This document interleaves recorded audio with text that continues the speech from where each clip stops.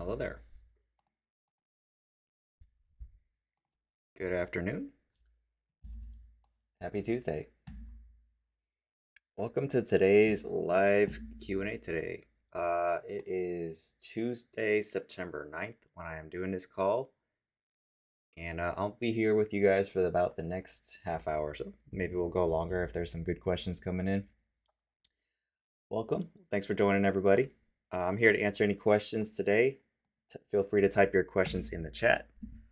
I'm here to help you guys out today. So if you have any questions related to being a barber, growing as a barber, opening a shop, growing a shop, I do this because it feels good to give back. I'm not like the smartest person when it comes to barbering, but I do feel like I can help spare you guys some of the pain that I had to go through. So any questions, type them in the chat. I've kind of been toying with these calls, like as far as like the timing goes. I haven't done one in like a month, so this is the first one in a while. I may be doing more soon. We'll see. We'll kind of see what happens. I do have a free community. If you guys don't know, it's called the Barber Mastermind. I'll share my screen so you guys can see it. If you're on Instagram, it might look pretty small, but if you go over here, and the URL actually made it shorter, so it's school with a K, school.com/barbers. And it's 100% free. 100% free to join, free forever to be in the community. Now, there is some stuff in there that, if you want more help, you can always, elect. But as far as being in the community, always going to be free. So let's see here. So while we're waiting on questions to come in, I thought I could go through some of the questions that have come up in the community because I think that's a good place to start because that usually sparks some conversation here. So if you guys have any questions at any time, though, feel free to type them in the chat. Oh, we got one already. Okay. So Barber, no, hey, been watching your stuff lately. I appreciate the gems in between clients right now. I want to ask that if your videos apply to me since I work at Phoenix Salons. Absolutely. Yeah, I mean you own a business, so it's just you're your only employee, and yeah, you just have to worry about yourself really at this point. So I do think that there's not one right way to do it. I've never been a fan of suites for my own personal goals because I wanted to have a business that I could, maybe sell one day that ran without me. And so the suite thing didn't align with my goals, right? But I don't see anything wrong in why you can't use the same things that I use to build my shop to build your own individual suite, right? It's just like you're going to be more limited on capacity, right? Because it's just you, right? And if you take the day off, right, then you can't make any money. But yeah, you can absolutely do the same things. Even if you work for somebody else, like you can absolutely do the same things to build your business like in your chair that I talk about for as far as building a shop goes. Some of the stuff might not apply. Like for example, I have a course in my community about how to hire barbers. Right, you don't really need to know that, right, if you just have your own suite. If you work for somebody else, like you might not need to know how to run ads. Like that's another course that I have. You might not, if you work for somebody else, you might not need to know like how to build up your Google reviews, and get clients for free using Google. So some of the stuff's not going to be relevant, but that's what one thing I'm working on is making the courses and the content in the community a little bit more piecemeal. So like instead of you have to join a paid group to get access to all this stuff, and you might not even need half the stuff. I'm gonna make the courses so like if you just want this course, you can get just that one, right? If you want all of them, then there'll be an option for that. And if you want even more help, like one-on-one coaching with me or something like that, then there may be an option for that in the near future, right? But I give away everything on these calls. You guys can ask whatever you want, and I absolutely think that this stuff is relevant, even if you just work for yourself in a suite, you know, absolutely, for sure. It just, one thing I've learned too is that one thing it took me a while to realize is that sometimes I need to hear things more than once because the first time I heard that piece of information, it wasn't relevant or I wasn't ready for that information, right? So, for example, like I talk about retention a lot because I have learned that's probably one of the most important numbers that you can track in your business. But the reality is, it took me like 6 years of running a shop before I learned that. So if somebody would have told me, like, if I would have watched my own content, when I was first getting started, I'd be like, what is this guy talking about? Retention. Like, all I need to do is like learn how to do good haircuts, right? And that's how most barbers think. But eventually, I think you level up and you start to realize, like, man, these are some like really important numbers that I have no idea. Like, I have no idea what they are. Most people don't know what they are. And then those that do, like, very few know how to influence them. So all these things are super important.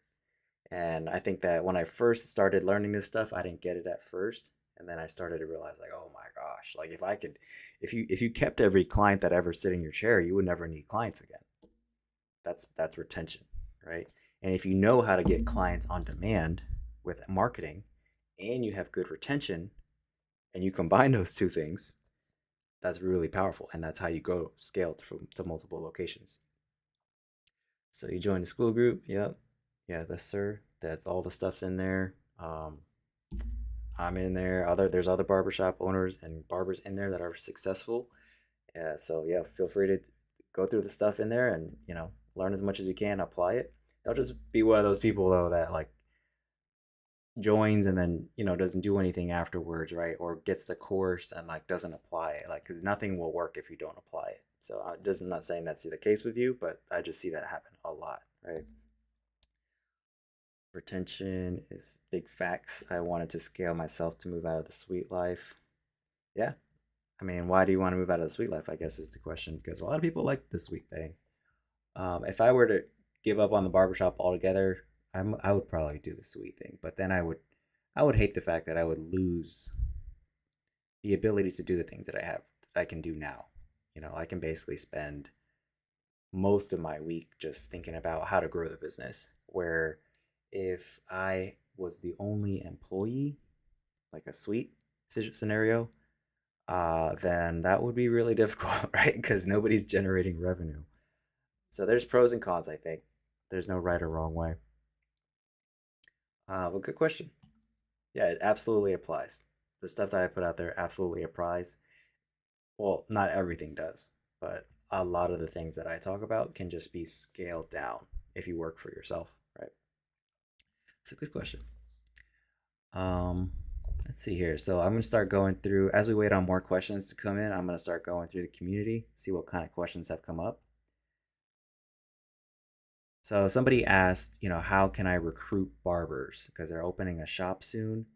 And basically, the answer to this is like how I normally answer this question. It's because this is another thing that took me a while to learn. Because I don't think you can really grow a shop unless you know how to get clients and you know how to get barbers, and then do a good job at keeping them.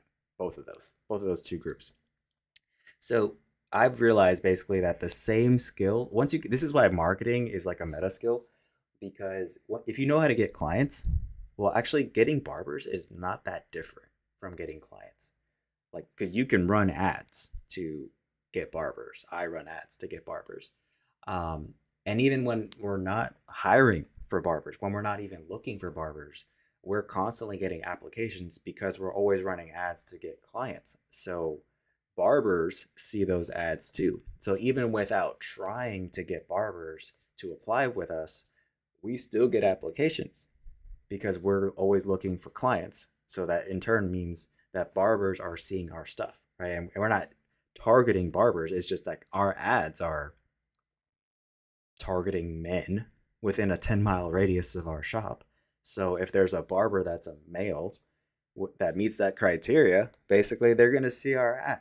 So this is why I think you always want to be looking for clients, and why marketing is so powerful, because and showing up on Google is powerful because it also shows up when barbers are looking for a job.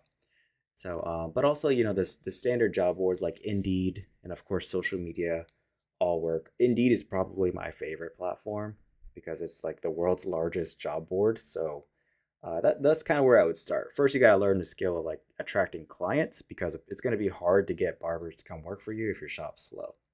Even if you could convince them to come work for you, you're gonna have a tough time keeping them if they're not making money, right? So you got to do what you can within your budget though, because like if you own a booth rent shop, you're not going to be able to spend like anywhere near like what I could spend on marketing. But you maybe you can put something out there for $5-10 a day, right? And that brings in some clients, and then barbers see that, and that brings in barbers, and then so that stuff compounds, right?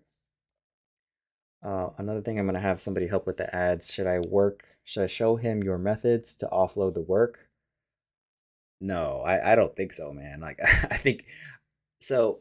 I just recently, within the last few years, have taken on the ads myself to basically. I wanted to learn the skill, right? Because these marketing companies sometimes just straight up lie, or maybe they skew the numbers to make it look like they're doing something that's helping your business. And so it's kind of, and if you don't know how to market yourself, then it's kind of hard to know if they're actually doing their job. So I went through years and years of that because they send you these reports and like, look how many people clicked on our ad. I'm like, okay, but like, how many people actually came in and got a haircut? Like, that's what I care about. So I don't think it's a good idea at first to outsource the marketing. You know, I think that you need to figure out how to do it so that way when you do hire somebody, you can tell if they're doing a good job, right? Because you know how to do it. It's just like if you hire a barber, like you know how to cut hair, you can tell like if they're struggling with that haircut or if that was a good haircut or not. So this is why, it was funny because when I first opened my shop, I had a barber who he did color, and one of my clients, his wife went to him to get some color done, and he did the color and he blow dried and everything, and I thought it looked good, right? And then later on, like a few weeks later, I found that the wife was like really unhappy with the color, and I was like, oh shit, like it looked good to me. And he was like, yeah, like she hated it. She said it was the worst color she's ever gotten. I was like, oh my god. So like, because I don't know how to do color, I can't tell if they're doing a good job. So this is why chemicals and really any service that I don't know how to do kind of scares me, because how am I going to do quality control? So I think that's how I think about it when it comes to marketing. Like you got to be able to do some quality control. You got to be able to see if somebody's bullshitting you. You don't have to be an expert at it. Like I just hired a new bookkeeper to do my numbers, but I've been doing my bookkeeping for like the last year or two. So I can tell, I'll be able to tell if they're actually doing their job because I've been doing it. So that's just my opinion. I mean, plenty of people just completely outsource the marketing and they do fine with it. I just think that, you need to be able to see like how they need to be able to prove to you, convince you that they're actually doing something to grow your business. Because otherwise, I mean, marketing could get really expensive, you know? Like it's insane how much money you can lose. And you just need to know that it needs to be an investment. Like you put $1 in and you get some money back, right? And then the better you return on investment you can get, the faster your business grows. So, I mean, but if you don't have any time and you're just cutting all the time, I mean, if you're cutting all the time too, then I would argue maybe you don't need marketing, you know? If you're fully booked all the time, then maybe there's some other way to grow your business, like raising prices or optimizing your schedule or doing something. But if you're cutting all the time, it's like it's hard to be like busy and have like a need for more clients, you know? You're always going to need some more new clients, but it's kind of hard to have both that but I need a ton of new clients, but I'm also like too busy to learn the market. Like it doesn't sound right to me. But I don't know, maybe there's some, especially if you're in a suite, like in my shop, when we get busy, like I hire more barbers, right? But if you're by yourself, in a suite, or you do booth rent, then I mean, I would think it'd be time to raise prices at that point, because you can't really add capacity unless you want to expand the hours or you want to work more days. Um, the only way to really make more is to charge more, you know. um, yeah, fully booked, I'd rather raise my prices. I agree. Be the barber. It's if you're by, you work for yourself, you can do that. Like as a barbershop owner, My goal is to grow. So, I mean, of course, we raise prices too, but it's more so like the immediate problem that I'm trying to solve is I just need more people, more barbers, so it can handle this client demand that's coming in. Uh, yeah, thank you, thank you. This is brand new, 2 weeks, 2 weeks old. So we'll see if I still have it on the next call. So I recently raised my prices, so I noticed a dip, but it's been 2 weeks so far. So I'm thinking to aim to get new clients back.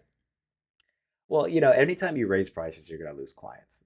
But the idea is like you'll probably, it depends on the amount of the increase, but you'll probably keep enough clients that are paying the new price that even though you lost clients, you still make more, right? So I would look at your sales, and if unless you lost a tremendous amount of clients, you might be making more now, even though you're slower.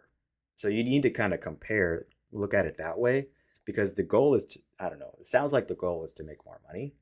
And so if you raise the prices, but you lose clients, but you still make more, you've achieved the goal. You just did it with less clients, right? So then you do need marketing, right? Because you need to replace the ones you lost, and the ones that you lost or the ones that you bring in are paying the new price.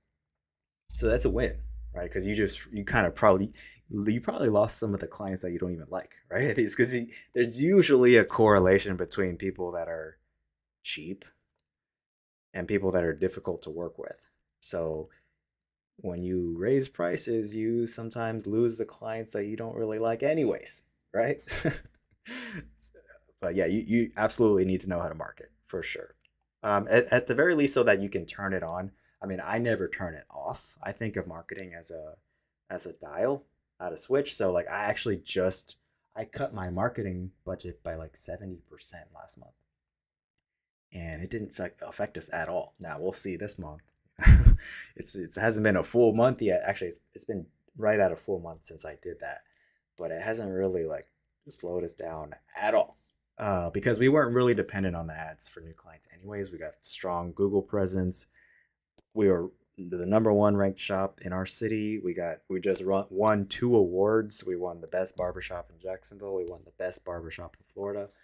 Um, we got a membership program. I mean, we got all these things going for us. Like, so me putting money into ads was just like extra. It was just like bringing in just, but it also brings in people that you don't necessarily want. Like I don't want people that are just in town visiting for the weekend. Like fuck that. You know, I want people that live there, right? Because those people they screw up your retention and they take a spot away from somebody maybe who could have came in, you know, and they want to come back in 2 weeks, but this guy who's just in town for a wedding or whatever took that spot. So it's kind of the downside of always looking for new clients is that you might get clients that you don't even want, especially if you're putting a discount out there. You're just getting people that want that discount or whatever. So I want loyal. We don't have any discounts in our ads at all, actually. We stopped advertising discounts a long time ago. And do the ads become less effective? Yes. But is the client lifetime value of the clients that are coming in better? Yes. The higher quality clients are coming in because we're not advertising a discount. We're just like, hey, here's who we are. If you want a haircut, there's a link. There's no discount in our ads. Now, you can check it. You guys know you can actually see anybody's ads that you want on Meta. It's called the Meta Ad Library. So you can go to the Meta Ad Library and you can look up any barbershop, any business really. You can see their ads. You can look at House of Shaves Barbershop. You can see all the ads that we're running right now. There's like 6 or 7 ads that we're running at the moment. You can do the same thing with Google. Actually, you can go. There's a Google Ad Library. Yeah, then you can go and see any business. You can see what Google ads they're running. So, if you need inspiration, like what kind of ad should I run, go look at the Meta Ad Library. Look at mine, look at other shops, and just that's a good place to start. And I talk about this stuff in my Meta Ads course, which is inside my community.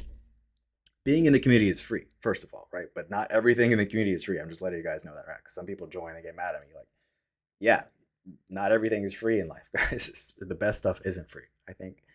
Um, yeah, that's deep. Yeah, appreciate it. So I was 85% booked. Right now I'm around 50. This week I was 77% booked on the last week. Um, yeah, so again, I think it just breaks down to like how much are you making? And you don't need to type it on the call, but this is a question you need to answer for yourself. Like if you're making more, and I wouldn't look at it by like week by week. That's like too soon, right? Because there's seasonality in our business, right? Like this week could be dead, next week could be slammed, you know. So there's and this happens every single year. It took me like 3 or 4 years to catch on, but there's like seasonality to our business, right? And there's things that you can do, especially when you know that it's coming, to like make sure that maybe it's not as bad, right? But no matter what you do, there's going to be like these trends, right? Like some for us, like it's I think it's very dependent on where you live, but like for us, summertime's always slow, like always, you know. After any holiday, well, leading up to the holidays, there's going to be a big rush, and then afterward, it just fucking dies, right? So like we just had Labor Day, right? So that could be a reason why you had a slow week. You know, it might not even be anything to do with the prices. Just so this could be an example of like what they call correlation, not causation, right? So that means just because you raised prices and you had a slow week does not necessarily mean that those two things are related. Like they just happened at the same time. But it could be just that like a lot of people tried to get in before Labor Day and you had a big rush and now you're in that kind of calm that happens after every holiday, right? So this is why, you know, rebooking is really important. The best barbers at my shop, and by best I mean the ones that stay busy, like booked all the time, the ones that have the highest retention, the ones that make the most money. They're the ones that they're good at getting their clients to come back, and they don't just let them leave. They what we call rebooking, which I have a course on. They book their next appointment for them before they leave, right? Another, if you want to take it like level two skill, is to get up to create a membership program, right? So that whether they come back next month or not, they're paying for their haircut. So that's a little bit more of an advanced strategy that probably most people shouldn't do a membership.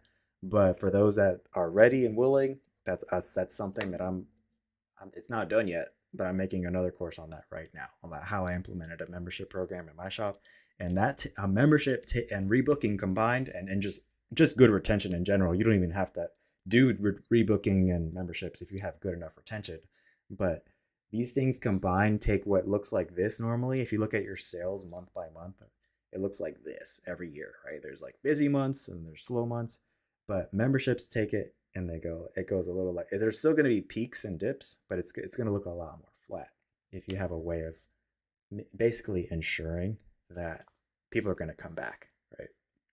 I don't know of a better way to do that than memberships. Rebooking is kind of like a step down from memberships, and just having high retention can just negate either one of those things. But all of them combined work really, really well together. Um, yeah, so I'm glad this is helping you guys. These are some good questions. Um, any other questions that you guys have? This has been a great live. I'm glad you guys hopped on. I don't know when the next one will be, but I am planning on being a little bit more active as far as the lives go because I do like doing these. It just I took a few weeks off. I've been doing lives every week still for the barbershop owner group that I have, but I'm actually this is something new that I just announced, but I'm actually going to be combining I have two groups. I had one for barbers and I had one for barbershop owners. It's too much work to manage two groups, and I'm just going to combine both of them, and everybody that's in the barbershop owner group that has access to all the courses that they got are going to have access to everything. It's just going to be in a different place. So anybody that's in my barbershop owner community that's watching this, just know that I'll be reaching out to let you know, like, hey, we're moving everything over here into my free group, and you're gonna have all the access to all the courses you had. It's just too much work to manage two groups, man. And I like doing these calls, so I think it'd be better to just focus on one group. So now my attention's been split for like a year. I'm like, no, just gonna refocus to one thing, you know? Next client's about to pull up. Yep. Thank you, man. Good luck. um, well, this was a good call, guys. I think that, yeah, we answered that question about how to recruit barbers. Same way you get clients. Advertise, right? Run ads, reach out one on one, Instagram, LinkedIn.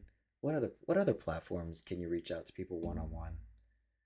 Um, Email. So that's one thing, kind of a secret tactic that I did in the past was some states. How many people are on this call? I don't want to put this out there.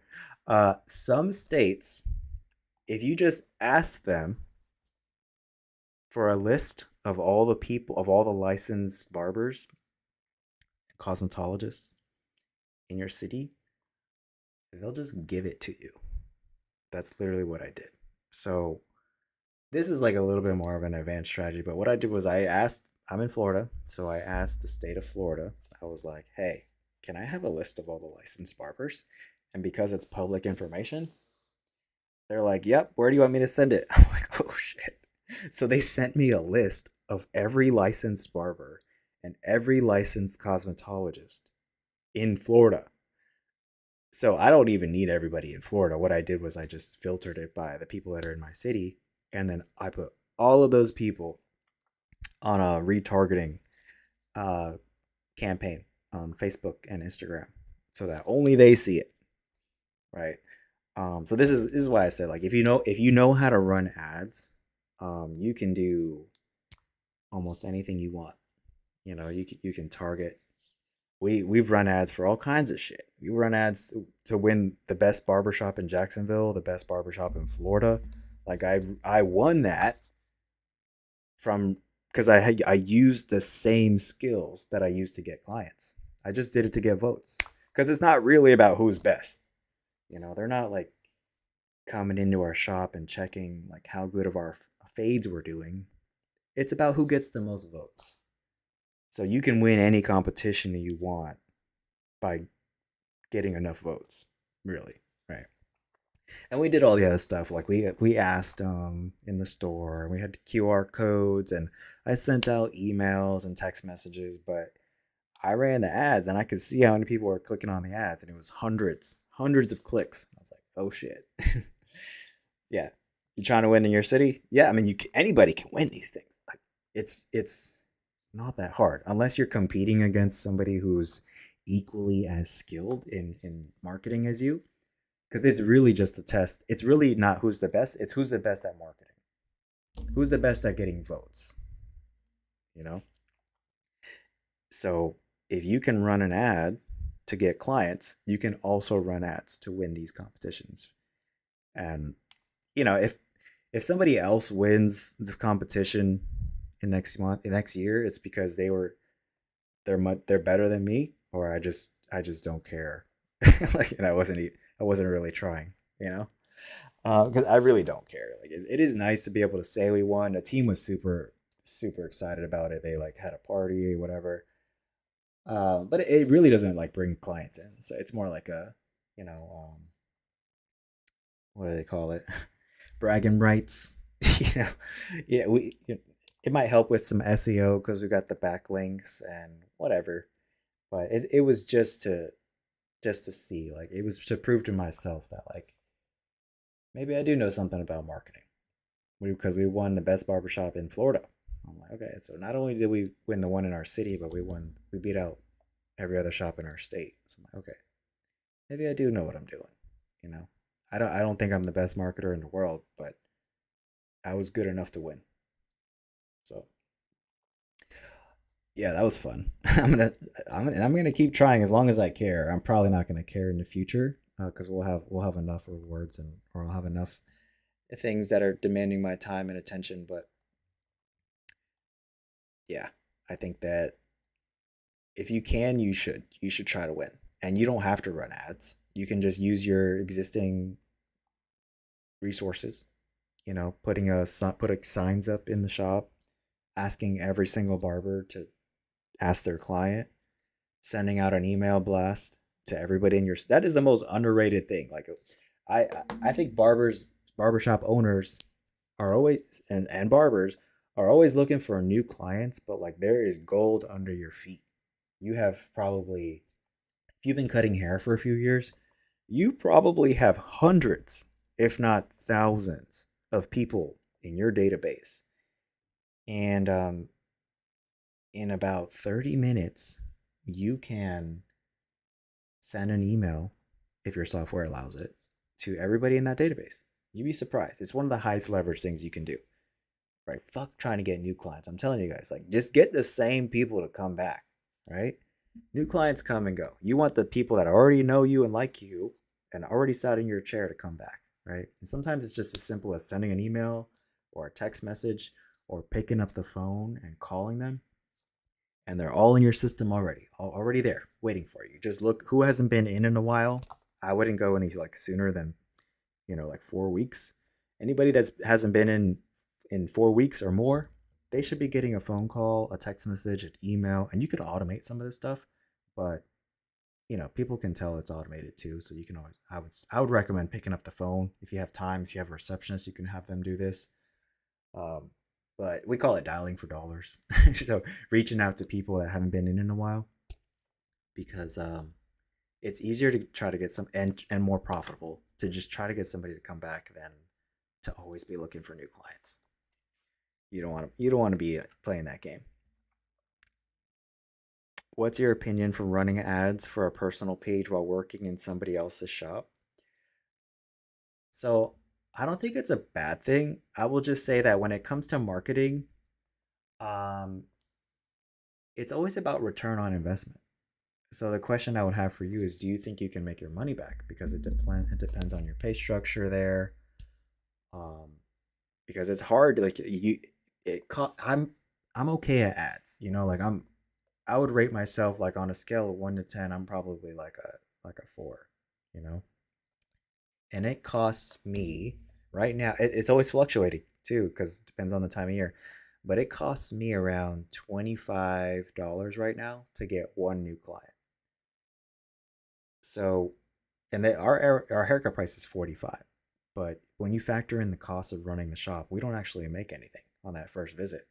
So, if you work for somebody else, then I don't know how you can justify that, or you're just going to be okay with the fact that it's going to take a long time to get your money back.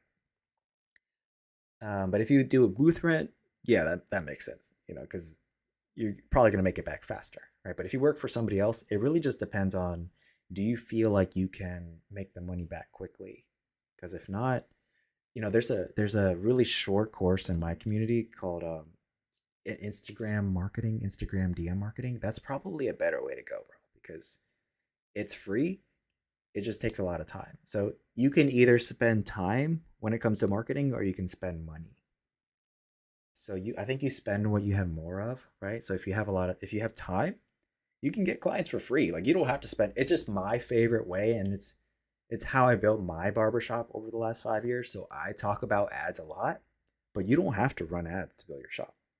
You don't. Like, you can just post on social media. You can keep the same people coming back. You can do internal marketing, like I was just talking about. We always think about external, like always trying to get new clients as barbers, but like, keep the same people coming back, right? Um, and you can reach out to people in your area for free on Instagram. It doesn't cost anything. It is time consuming, which is why I don't do it, but I don't have as much time as I used to. Otherwise, if I didn't have money and I had a lot of time, I would be doing Instagram DMs. I would be going in my city and I would be finding people that live in my area and I would be DMing them just one on one. Yeah, I think Instagram lets you send up to 50 DMs a day. Sometimes they limit it per hour. I would do like 10 per hour, maybe 20 per hour, right? If you get, and I timed myself too, because I did this. When I would do it on the computer, and I would just have a script, copy, paste, and I got it down to about 1 minute per DM. So basically, in less than an hour per day, you can reach out to, let's say, 50 people, and then you're done. You're done for the, and they might respond, and then the conversation continues. But as far as like new DMs, like new conversations started, there is a limit. I don't know what the exact limit is. Only Instagram knows that, but it doesn't cost anything, like I mentioned. Yeah, but if you want to scale fast or you don't have time, that's where I recommend ads, right? Because if you don't have time, you should have money. It's kind of hard to have like no time and no money. Um, then that means there's probably a pricing problem. You're just not charging enough. Because if you're busy, you should be making money. If you're not making money, then you're probably not charging enough. Um, Never did email, call. Um, yeah, I mean, email definitely doesn't get opened as much as text messages, but the most effective is phone calls for sure if you want to try to get clients to come back. But it's time consuming, and my God, it's like pulling teeth to try to get my barbers to pick up the phone and call somebody. So I'm like, okay, at the very least, send a fucking text message, right? I got the email part. Like I'll handle that. Right? It's all automated too on my end. But at the very least, send a text message, right? So that people at least read the text, right? And they don't necessarily respond right away if you text somebody that hasn't been in a while, but you plant the seed, right? And then you might see that name pop up on the schedule. Even if you call somebody, like they might not answer, you leave a voicemail, they might not call you back, but you might see their name pop up on the schedule, a week or two later, right? So it's tough. It's kind of like this is why it's also hard to get barbers to rebook, I think, because you don't always see the result right away. But like a few weeks later, you're like, man, I'm glad I rebooked all these people because everybody else in the shop's dead, but my schedule's busy, right? But I get it. It's tough. It's tough to rebook people when you're first getting started because they know you're not busy. you know, we all have online booking now, right? Most of us, so people know how busy you are or how not busy you are by looking at your schedule. So you kind of at a disadvantage. It's not impossible. It's just a little bit harder to get people to rebook if you're a barber that's just getting started, right? But there's ways you can get over that. And of course, as you get busier, it gets way easier to rebook. Like everybody that has high retention should have high rebooking, right? That's another reason why your schedule, your sales, your traffic looks like this. Because maybe you have high retention, but you're letting clients pick when they want to come back. Like you need to pick when they come back, right? Because what it's going to happen is everybody's going to come in on fucking Friday and Saturday, in our case Sunday, right? Where, and then your Tuesdays and Wednesdays might be dead. So what you can try to do is take control of your time, right? And if somebody has a flexible schedule, then you're like, hey, instead of coming in on Saturday, do you want to come in on Tuesday instead? Right. And the way you can start this conversation too is you can be like, hey, do you like coming in the shop when it's more calm, quiet, or do you like it when it's kind of busy? Everybody that I've asked that question has said either they don't care or I actually prefer to come in the shop when it's quiet. I'm like, oh, well, I actually work on Wednesday. Would you rather come in on Wednesday? Because fucking Saturday is always crazy busy. So then you shift them. And as long as their schedule allows for it, you just shift them from a busy day to a slow day. And that opens up your busy day for more walk-ins or last minute clients, right? You can also, if you're a barbershop owner, this is something that we're probably going to start doing before the end of this year. You can take your barbers that have the highest retention, right? Like, why are your barbers that have the highest retention? This is me talking to myself. I'm not judging you guys, but like this is something I just realized. But like, why are the barbers that have the highest retention working on like Friday, Saturday, Sunday? Like they're already busy. They don't need walk-ins. They don't need those last minute clients. They're already killing it. So I'm going to probably start testing, like shifting some of my best barbers away from my busy days so that the barbers that are building can be on days where we get the most last minute people, right? Because they need it. But the barbers that are, 80-90% retention, they don't need to be on the schedule for a busy day, right? Unless they want to be. But I think that people that have high retention have the most options when it comes to the days that they want to work. Do you run a special when reaching out? What do I say? So we basically just say something. No, we don't offer a special. You can. I think it depends. We used to have. it was kind of like escalating discounts. So if it's been a few weeks or like a month, like we wouldn't offer anything, right? But if it's been like 2 months, we might offer like 5%. If it's been 3 months, it might have been like 10%. And so the further out, like the longer it's been, basically since their last haircut, you can offer a greater discount to try to get them to come back in. But I basically did away with all that because I didn't want to train people like to wait to get that email. Does that make sense? But there's nothing wrong with doing that. A lot of places do that. I just personally stopped all discounts because I didn't want to train people like, oh, I know they're gonna send me an email at like, 3 months. It's my last haircut for a 10% off coupon or whatever. I'm like, fuck that. Let's just reach out. Let's just show them that we care, and then maybe that'll be enough, right? Because they have to want to come back. Period. So if you don't want the people I think that are just waiting for a discount to come back in. But there's nothing wrong with doing that either. It's just me personally, I stopped all discounts. So we basically are like, hey, we saw it's been a while. We have some openings on the schedule this week. Let us know if you want to get on the books, and you can put a link. You can put a phone number to call, however you want to do it. I always send links because I don't want people to call us. Phones are annoying as fuck. But however you want to do it. Do you have a strategy/formula to determine when to raise your prices? Well, so I think there's different levels to pricing. So this is a good question.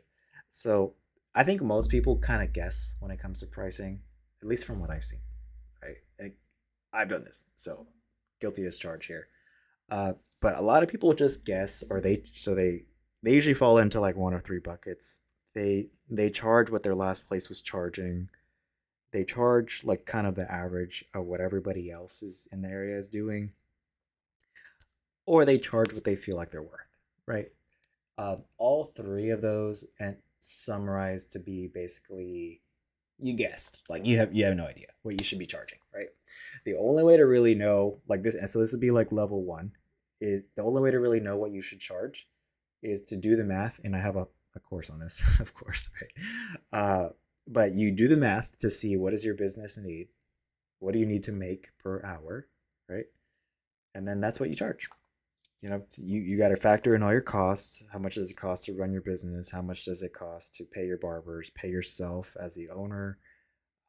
If you work for yourself, you're the owner, and have some profit left over, right? And then you add all that up. We do the same thing with products too, by the way. It's just a little bit harder to do with services. So when you buy a product, right? Let's say you get it from your local salon supply. You buy this pomade or this hair gel, and it costs you $10. So what a lot of people would do would be like, okay, this cost me $10. I'm gonna sell it for 20. So $10 would be my profit, right? It's the same thing with services. So what you got to do is figure out what does that time cost you? What is the cost to the business? And then you add a margin to it, just like you did with the products.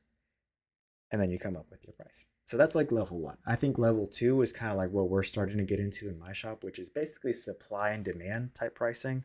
I've been testing surge pricing at my shop since June, June of 25. Oh, so just a few months ago, we turned it on. So basically, the way that works is because our pricing is pretty good. I mean, I could certainly like to charge more, and we probably will end up raising our prices. But this was kind of a way to test and to almost indirectly do a price increase, because our normal price is 45, but we said, okay, if we get to 70% or more, no, it was 80%. If we get 80% or more booked, then our price is automatically going to start to go up to a maximum of 10%.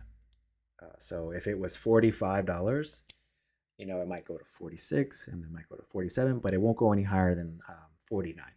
Because so we've been testing that since June, and of course some people complain, right? But it hasn't been enough people.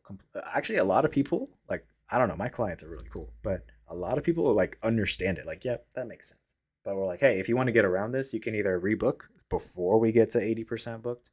So you want to book in advance, or get on the membership, right? Members are immune to this surge pricing. So So I think the first step is like first make sure like you're charging what you need to charge so that your business can be profitable. If you've got that down and you're still busy and you're making money, right? Then now you're getting into I think the beautiful area, which is like you can almost charge whatever you want, right? Because you're busy and you can afford to lose some clients. So you now that you got your baseline covered, you can really go as high as you want when it comes to price, but you can only go down to zero when it comes to your discounts. So I think, and it depends on your scenario, right? But if you're not busy, maybe you're too expensive, maybe you're in the wrong place too. So I would always like my haircuts were $16 when I first started, and then naturally I got like really really busy, so I went up to 17, and then we went up to 20, then 25, then 35, and now we're at 45. We'll probably be at 50 by the end of this year or sometime next year, and it's just gonna keep going up. Price should only go one way, right? It always goes up, but if you're not busy, then I wouldn't even think about touching your prices right now, right? There's probably another problem. There's a retention problem. You're not seeing enough clients problem. I wouldn't think about touching your, or if you're not making money. I think it's really a combination of how busy are you, like how many clients are you seeing. If you're seeing enough clients and you're still not making money, that might be a pricing issue. If you're not seeing a lot of clients, then that's the problem you need to fix. Like not your prices, right? First you got to like get people in the door, and then you can figure out, okay, if I'm not making money now, but I'm seeing enough clients, I have enough customers, well then I probably am not charging enough, right? But if people love you, you'd be surprised how many people will stick around through a price increase. You one thing I did is I introduced the membership and raised my prices at the same time. So because I love that because it gave me a way to kind of grandfather in the clients that have been coming for a while, but everybody else they're gonna have to pay the new price. I just kind of stumbled on that, totally did that on accident, but it ended up working out really well because it's like, hey, we got to go up by $10 on our price, but if you want to keep this price, then hop on the membership. So that worked pretty well. So hopefully that helps you. Um, okay, we went a little long today, guys. We got 47 minutes. All right. I don't know. You think we should do another Q&A sometime in the near future? I don't think the next one is scheduled for probably the end of or the sometime mid October. I kind of randomly go live every now and then on my Instagram, Alex J the Barber, if you guys don't know. Um, but those aren't usually not scheduled. These where I'm sitting down on my computer and everything. These are scheduled. Um, but yeah, if you're not already in my community, it's called the Barber Mastermind. It's 100% free to be in the community. It's always going to be free to be in the community. There are all courses and stuff that aren't free, but to be in the community, interact with me and 3,000 other barbers is always going to be free. Right. So the link this is the old link, but it's actually school.com/barbers. I got to throw this shirt away, but I took off the mastermind, so it was to make it shorter. um, but it's school.com/barbers plural with an S at the end. You can type this in, like this will still work. It'll just redirect you to the current group. But yeah, man, this is just kind of a passion project for me, guys. I like to help you guys out. It feels good to help. You know, this is kind of the stuff I wish I had when I was getting started. So I'm gonna end the call today. But thanks for hopping on. I'll see you guys in the community, and hope you crush it this month. See you next time.